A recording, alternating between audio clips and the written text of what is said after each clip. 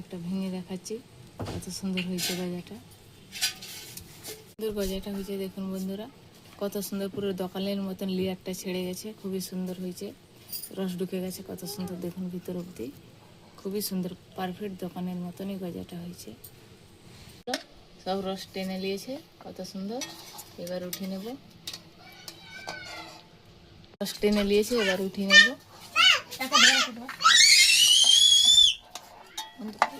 ফুটিয়ে নেব, রসটা ঠান্ডা হয়ে গেছে,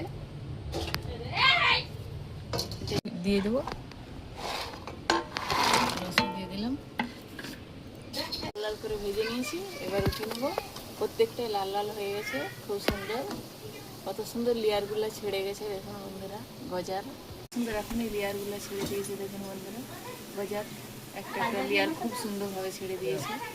ঠিক আছে, এরকম হালকা হওয়াতে হবে। দিয়ে দিলাম গজাগুলো একে একে।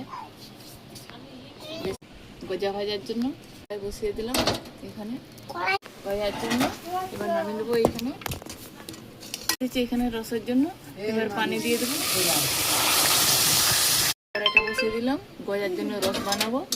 কড়াই বসিয়ে দিলাম, এইভাবে করে সব কটা গজার শেপে দিয়ে নিয়েছি। এবার রেখে দিচ্ছি এইভাবে। মোটা অনেক এরকম মোটা পাড়া বেলতে হবে। এবার গজার শেপ দিয়ে নেব,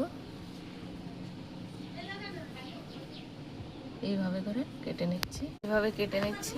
এবার গজার শেপ দিয়ে নেব। গজার লেয়ারটা খুব সুন্দর হবে, আবার বেলে নিতে হবে। নিয়েছি, আরেকবার কেটে নিতে হবে। এই মাঝে বরাবর কেটে নিচ্ছি, আবার কেটে আবার বেলে নিতে হবে, দিয়ে আবার ঘুরিয়ে বেলে নিতে হবে। তবে কত সুন্দর গজার হচ্ছে, লেয়ারটা হবে খুবই সুন্দর। এইভাবে কেটে নিতে হবে মাঝে বরাবর, এইভাবে করে কেটে নিয়েছি। এবার গজার জন্য বেলে নিতে হবে। এখানে বেলে নিচ্ছি,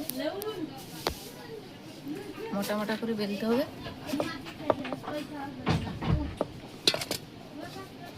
এইভাবে বেলে নিচ্ছি, ডোটা তৈরি করে নিচ্ছি এইভাবে। এবার রেখে দেবো, বেলে নিতে হবে।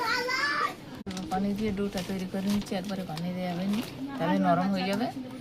ঠিকঠাকভাবে অল্প অল্প পানি দিয়ে ডো তৈরি করলে হবে।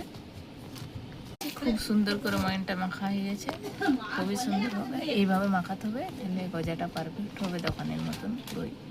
এই পুরো মাখা গেছে খুব সুন্দর। এবার অল্প অল্প পানি দিয়ে ডো তৈরি, অল্প বেকিং সোডা দিয়ে দিলাম এখানে,